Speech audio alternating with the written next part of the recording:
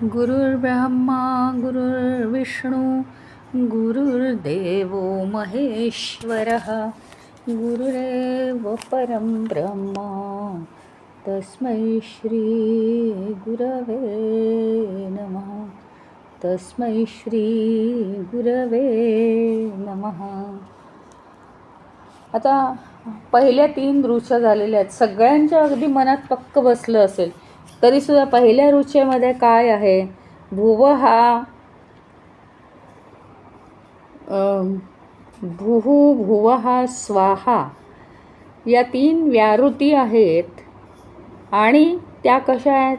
चौथी काय आहे? मह आहे. आणि ते सूक्ष्म स्थूलाकडून सूक्ष्माकडे गेलेले आहे. दुसरी हे अशी होती ऋचा, भुहु प्राण, भुवहा नाही, हे आपण नाही हे पुढे गेलं. भुहु अयं लोकः, भुवः अंतरिक्षं, स्वः असौ लोकः, महः आदित्यः. म्हणजे इथे 4 गोष्टी: पृथ्वी, अंतरिक्ष, स्वर्ग आणि सूर्य अशा 4 सांगितल्या. पहिल्या याच्यात काय सांगितलं होतं? काय आहे ते? मह हा परब्रह्म आहे. आता तिसऱ्या याच्यात काय सांगितलं की भूहू काय आहे? अग्नी आहे. जीवनाचं मूळ हे काय आहे? ऊर्जा लागते आपल्याला. भुव हा वायू आहे. प्राण 5 प्रकारचे प्राण. सुवहा आदित्य आहे. सूर्य तेज आणि ऊर्जा निर्माण करणारा. मह हा चंद्रमा आहे, हो की नाही? या चंद्रमावरती पण सांगितलं गेलं आज. तो चंद्रमा म्हणजे मनाचं प्रतीक आहे आणि सूर्याप्रमाणेच तो कर्तबगार आहे, औषधी आहे. तो वनस्पतींशी त्याचं नातं जोडलेलं आहे. त्याच्यामुळे भरती ओहोटी येतात. पाण्याशी नातं जोडलेलं आहे. माणसाच्या मनावर भरती ओहोटी येतात. मनाशी नातं जोडलेलं आहे. इतका महत्त्वाचा आहे चंद्र. त्याचप्रमाणे आता चौथी जी ऋचा आहे त्या चौथ्या ऋचेत सांगितलं आहे, भूहू इति वा ऋचहा. ऋचहा म्हणजे रुख म्हणजे ऋग्वेद. भुवहा सामानी म्हणजे सामवेद. सुवहा यजुगंशी म्हणजे यजुर्वेद.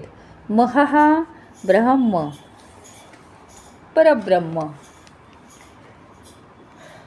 आणि ओम या अक्षराने ते परब्रह्म दाखवतं. आणि म्हणजे खरं सांगायचं तर गंमत काय आहे या ऋचेमध्ये? ही जी शेवटची लाईन आहे, ब्रह्मणा वाव सर्वे वेदा महीयन्ते. खरं सांगायचं तर वेदांमुळे ब्रह्माकडे लक्ष गेलं आणि ब्रह्मामुळे वेदांना महत्त्व प्राप्त झालं. अशी गंमत आहे. म्हणजे त्या ब्रह्माचं वर्णन वेदांमध्ये आहे. वेदांमध्ये म्हणजे वेदांतामध्ये, उपनिषदामध्ये वेदाचाच भाग झाला ना तो.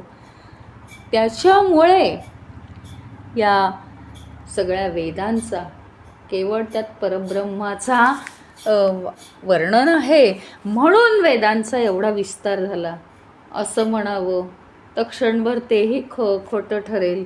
कारण वेदांमुळेच परब्रह्माला महत्त्व आलं. म्हणजे एकमेकांमुळे फुलून निघाले. आता ह्याच्यामध्ये ऋग्वेद जो आहे त्या ऋग्वेदामध्ये संपूर्ण आहे तो. ऋग्वेद हाच खरं तसं म्हणायला गेलं ना तर एकच वेद आहे बरं का. एकच वेद आहे. खरं तर काय आहे म्हणता म्हणजे असं सत्य आहे की वेदत्रयी याचा अर्थ 3च वेद प्रमुख होते. प्रमुख 3च वेद होते: ऋग्वेद, सामवेद आणि यजुर्वेद. अथर्ववेद ह्याच्यामध्ये वनस्पतीशास्त्र आहे, प्राणीशास्त्र आहे, आणखीन बऱ्याच गोष्टी आहेत. अथर्ववेद हा नंतर निघाला, कित्येक दिवस त्याला मान्यताही नव्हती. अथर्वण ऋषी त्याच्यात प्रमुख आहेत. तर मुख्य एकच वेद आहे. संपूर्ण सगळं ज्ञान खरं तर ऋग्वेदात आहे. त्याच्यानंतर उच्चारांमध्ये काही फरक एवढेच आहे आणि काही गोष्टी कमी केलेल्या, असा हा यजुर्वेद आहे. ऋग्वेदातले जे मंत्र आहेत किंवा देवांची स्तुती वगैरे किंवा काहीही जे काय आहे ते सामगायन म्हणजे साधं जे गायन असतं ना ते सुद्धा भगवंतापर्यंत पोचतं. कारण गायन हा जो भाग आहे ना तर त्यात असे ओरिजिनली ओंकाराचेच स्वर असतात सगळे. ओंकारात काय आहे, अ आणि उ हे तर स्वरच आहेत ना, ते स्वरच आहेत. आणि गायन करणं म्हणजे काय, ते जे आकार असतात गायनाचे ते स्वरयुक्तच असतात. शब्द याला काय अर्थच नसतो, कारण ते आकार जे घेतात त्याच्यात सगळे स्वरच असतात. ते स्वर अतिसूक्ष्म असल्यामुळे ते ईश्वरापर्यंत पोचतात. तर साधं गायनच इतकं हे आहे, म्हणजे काय म्हणतात त्याला, इतकं म्हणजे इम्प्रेसिव्ह आहे भगवंतापर्यंत पोचायला. तर सामवेदाचं गायन हे सायंटिफिक आहे पूर्णपणे. एक एक अक्षर आणि तो आवाज स्वर उंचावून म्हणणं, स्वर खाली करणं. खरं म्हणजे काय होतं, साध्या लोकांना आहे ना खूप बोर होतं. स्वर, वरचे स्वर खालचे स्वर या स्वरांमध्ये म्हणणं किंवा उगीच दमायला होतं. पण त्या स्वरांमध्ये आणि त्या गायनामध्ये प्रत्यक्ष परमेश्वराला हाक मारणं आहे. आणि लोकांना याचे अनुभव आहेत, ऋषीमुनींना अनुभव आहेत, आणि म्हणून तर ते एवढे इंटरेस्टेड आहेत. तर हे जे सामवेद आहे हे सगळे ऋग्वेदातले मंत्र एका विशिष्ट पद्धतीने ते गातात. तासन तास, दिवसन दिवस गातात. त्यामुळे हा एक अत्यंत जवळचा मार्ग आहे परब्रह्माला प्राप्त करणं. त्यांना वाटतं आपण ईश्वराबरोबरच आहोत, इतका छान अनुभव आहे याच्यात. तर सामवेद. आता काय आहे, ऋग्वेद आणि यजुर्वेद यांच्यामधला सांधा सामवेद आहे. म्हणजे या दोन्ही वेदांमध्ये जे काही मंत्र आहेत, ज्या ऋचा आहेत, ते सामवेद हा त्यांना जोडणारं कनेक्शन आहे. आणि तो ईश्वरापर्यंत ते घेऊन जातो. जसं ज्याप्रमाणे स्पेस, आकाश म्हटलं ना आपण, त्याप्रमाणे. आणि मग अशा रीतीने काय होतं शेवटी, की सूक्ष्माकडे गाडी जाते आणि मग आपण कुठे पोहोचतो, चौथा आहे परब्रह्म, तिथेच आपण शेवटी पोहोचतो. हा एक वेगळ्या विचारांचा भाग झाला.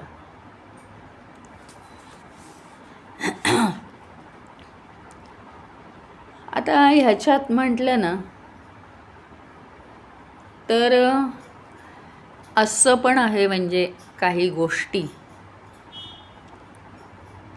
जरा जास्त सखोल गेलं तर, की ऋग्वेदात खूप सखोलता आहे, खूप पसारा आहे. यजुर्वेदामध्ये थोडंसं कमी केलेलं आहे. पण सामवेद गायनानी जर तिथपर्यंत पोचलं तर परब्रह्म, सूक्ष्मापर्यंत जाऊन परब्रह्म आपल्याला प्राप्त होऊ शकतं. त्याच्यानंतर पुढचा त्यांनी पुढची जी ऋचा दिली आहे, भूहू इति वै प्राण, हा यातलं एवढंच महत्त्वाचं आहे. एकदा ऋचा वाचते भुः इति वै प्राणः, भुवः इति अपानः, सुवः इति व्यानः, महः इति अन्नम्। अन्नेन वाव सर्वे प्राणा महीयन्ते. म्हणजे काय? भूः हा प्राण आहे, म्हणजे प्राण हा पाहिजेच बेसिकली. भुवः अपान आहे. सुवः हा काय आहे? व्यान आहे. आणि महः हा काय आहे? अन्न आहे, अन्न. कारण हे जे सगळे प्राण आहेत, म्हणजे आमच्या देहामध्ये बघा प्राण आहे, अपान आहे, व्यान आहे, हो, उदान आहे, समान आहे. सगळे हे जे वायू आहेत, हे वायू का बरं कामाला लागलेत? अन्न आहे म्हणून ना. अन्न खाल्लं नाही तर हा वायू चालू होईल का? मंद मंद होईल ना. एका प्राणाचंच जर काही काम नसेल त्या शरीरामध्ये तर 5 प्राण चालतीलच कुठून तिथे? म्हणजे सगळ्यात मुख्य काय आहे? अन्न आहे. सगळ्यात प्रमुख अन्न आहे. आणि म्हणून अन्नाला महत्त्व. म्हणून आता इथे काय आहे? आपण म्हणजे सांगण्याचा उद्देश हा आहे की आपण एकेकाळी असा अभ्यास केला होता बघा तत्वमसीमध्ये, की प्राणाला वाटतं आता माझ्याशिवाय काही हे होऊच शकत नाही. पण आहे का तसं? नाही. प्राणापेक्षा महत्त्व चैतन्याचं आहे, असं आपण एके ठिकाणी अभ्यास केला होता करताना. मग आता इथे त्यांनी तेच सिद्ध केलं आहे की प्राण जो आहे, प्राण प्रमुख श्वास आपला म्हणजे प्राणवायू घेणारा तो प्राण, हां, तो काय आहे?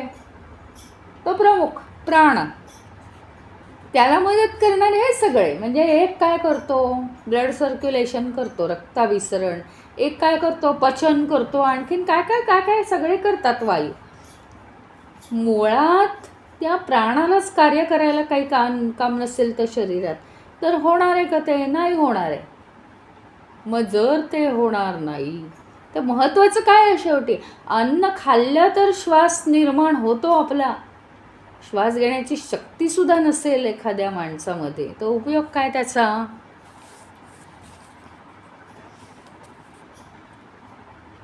प्राण म्हणजे श्वास, हो की नाही?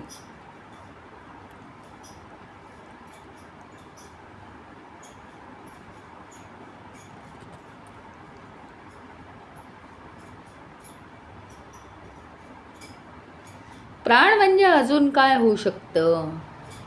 प्राण म्हणजे माझ्यात प्राण आले म्हणजे काय? प्रेरक शक्ती, आपली शक्ती, आपले व्यक्त करण्याची शक्ती. आपण काय करतो? श्वास बाहेर सोडतो, आत घेतो. म्हणजे हा प्राण काय करतो? आपलं पोषण करतो.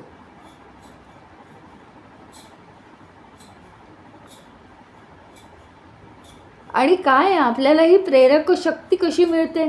5 प्राण आपल्या शरीरातून वाहतात म्हणून प्रेरक शक्ती. एक जरी समजा जरी एक प्राण, एक वायू आपल्या शरीरातला बिघडला, रक्तविसरण होत नाही, काहीतरी दुखायला लागतं, सांधे दुखायला लागतात, पचन होत नाही, पोट दुखायला लागतं. म्हणजे असं आहे. म्हणजे या 5ही प्राणशक्ती काय करतात आपल्याला? तर आपल्याला प्रेरणा निर्माण करतात जगण्याची. इतकं महत्त्वाचं कार्य आहे त्या प्राणशक्तींचं. प्रेरक शक्ती आहेत त्या. त्यांना कितीही निरनिराळी नावं असली तरी त्या सगळ्या प्रेरक शक्ती आहेत. हा अपान काय करतो? आपल्यातली नको असलेली द्रव्य सगळी बाहेर काढून टाकतो. त्याने ते काम केलं पाहिजे ना.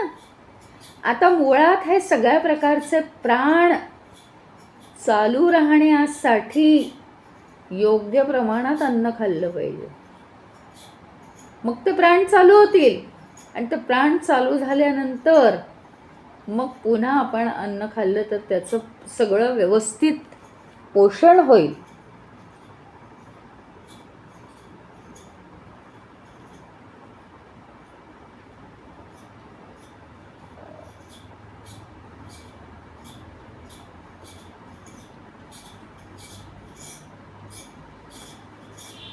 म्हणजे सगळे हे जे 5 प्रकारचे प्राण आहेत, हे सगळे प्राण, सगळ्यात मुख्य प्राण कोणता आहे? श्वास घेणं. आणि बाकीचे सगळे पडद्यामागचे आहेत प्राण, ते सगळे पडद्यामागचे आहेत, ते तर दिसत नाही. श्वास घेणारा लगेच कळतो, हां श्वास घेता येत नाही आहे, तब्येत बिघडली, हां श्वास जरा जास्त धडधड झाली आहे, धावत आला, खूप दम लागला, हे लगेच कळतं. तो प्राण काय आहे? प्रमुख आहे, जडरूपात आहे, तो लगेच कळतो. पण त्याच्यापेक्षा सूक्ष्म काय आहे तर अपान. अपान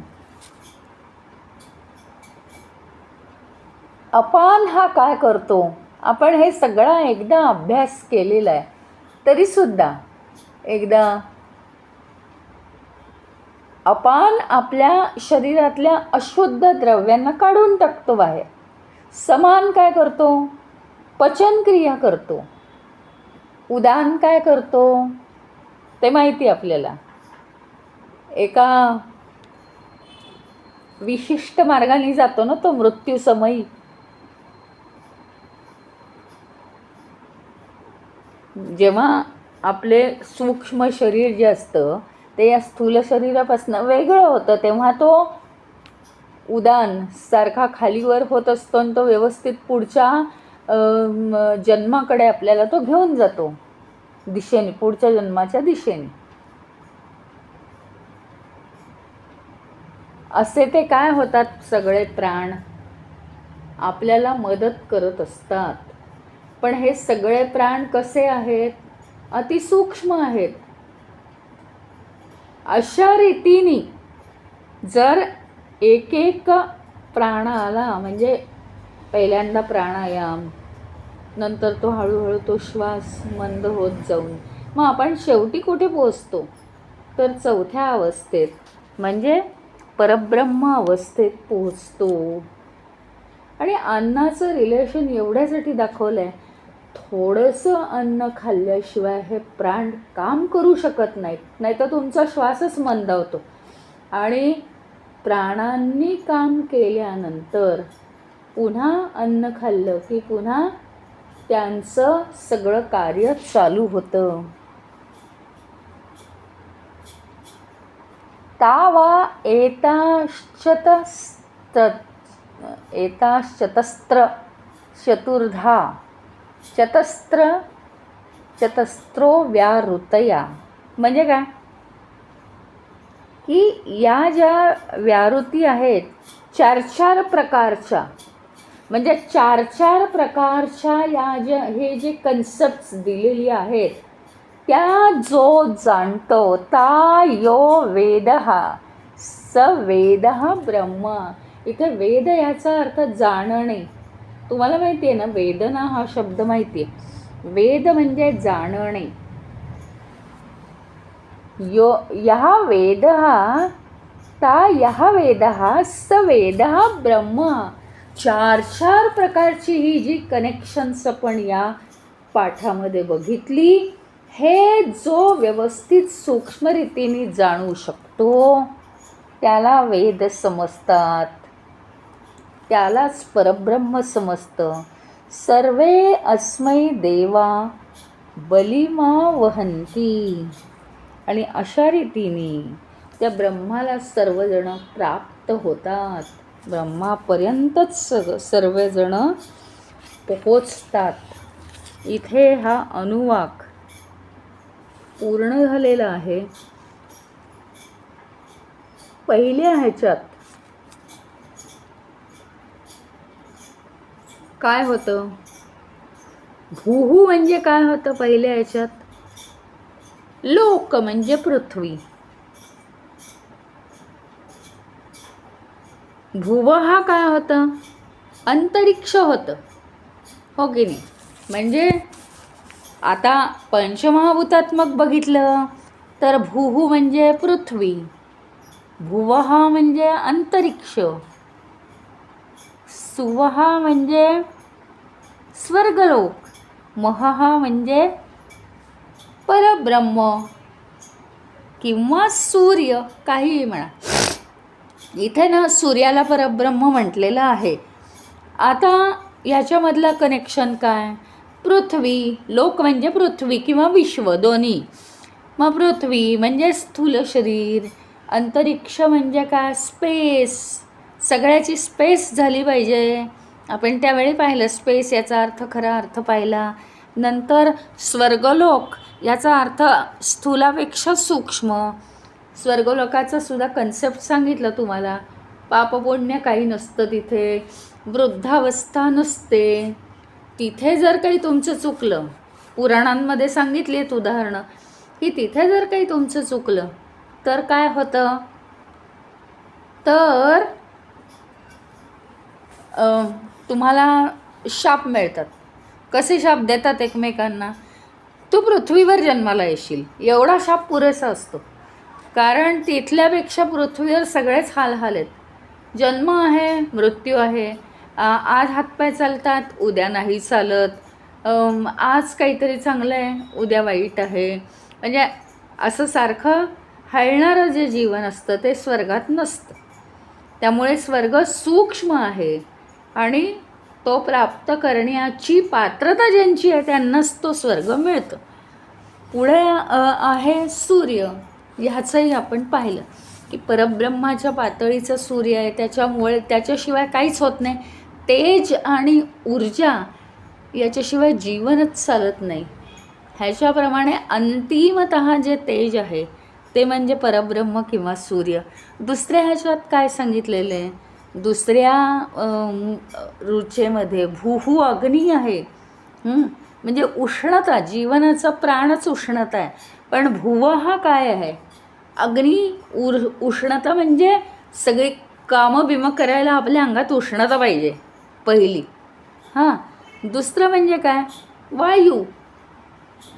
वायू सूक्ष्म आहे त्याच्यापेक्षा. सुवः आदित्य. इथे सूर्य म्हणजे तेज. जर वायू आला ना, ऊर्जेबरोबर वायू आला पाहिजे.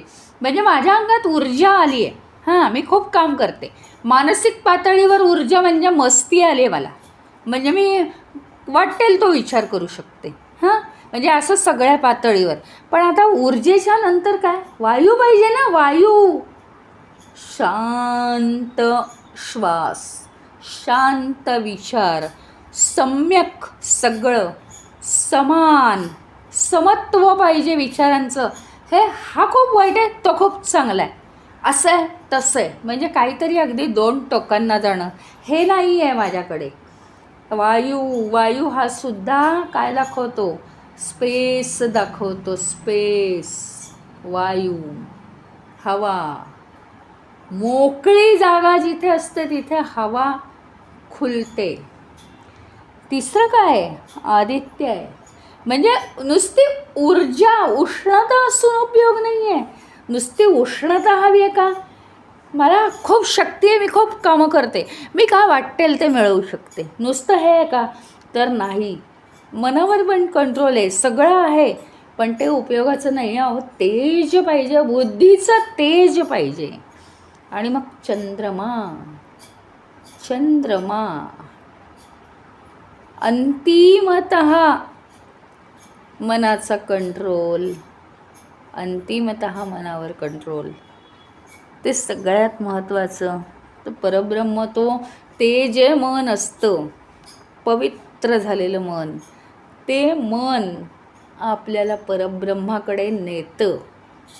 मग आता इथे तुम्ही म्हणाल सारखेच तुम्ही कन्सेप्ट बदलता. बुद्धीच्याही पलीकडे असलेलं परब्रह्म, त्याच्याकडे मन कसं नेईल? तर या पवित्र मनाचा खूप उपयोग होतो. एका मिनिटात त्या पवित्र शुद्ध मनावर स्वार होऊन आपण कितीतरी रस्ता निघून जातो. म्हणजे पूर्वी अशी गावाला जायची पद्धत होती ना, चालत जायचं वगैरे. आता गाड्या निघाल्यात, धाणकन एकदम गाडीने तिथे जाऊन पोचतो. तसं आहे या चंद्रमाचं महत्त्व. आणि पुढच्या ह्याच्यात काय दिलं आहे तर ऋग्वेद, सामवेद, यजुर्वेद आणि ओंकार. याच्यामुळे ओंकार साधतो. म्हणजे हे 3 वेदांचं तर तुम्हाला सांगितलं महत्त्व, मग त्याच्यामुळे ओंकार साधतो. शेवटी ओमचं जे नातं आहे ते आपल्याला सामवेदाच्या साह्याने कळायला लागतं. आणि त्याच्यानंतरच्या रुचेमध्ये प्राण, अपान, व्यान, म्हणजे त्यांना सगळंच सांगायचं होतं. उदान, समान वगैरे सगळंच सांगायचं होतं.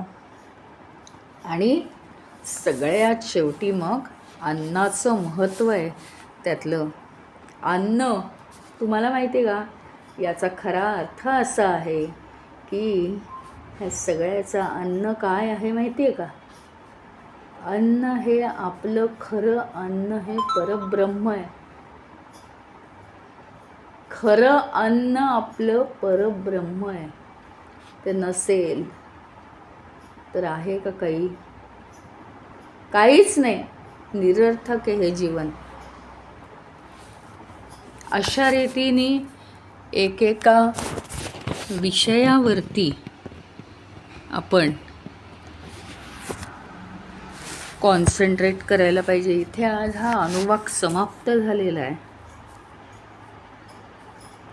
आणि पुढचा चॅप्टर आता उद्यापासून आपण घेणार आहोत. उद्याचा जो ग्रुप आहे त्यांनी विचार करावा आणि आपण ह्याच्या शेवटीच घेणार आहोत. ओम पूर्णमद पूर्णमिदं पूर्णात् पूर्णमुदच्यते पूर्णस्य पूर्णमादाय पूर्णमेवावशिष्यते. ओम शांती शांती शांती. हरि ओम. श्री गुरुभ्यो नमः. हरि ओम. प्रार्थनेच्या आधी कोणीही लेफ्ट होत जाऊ नका.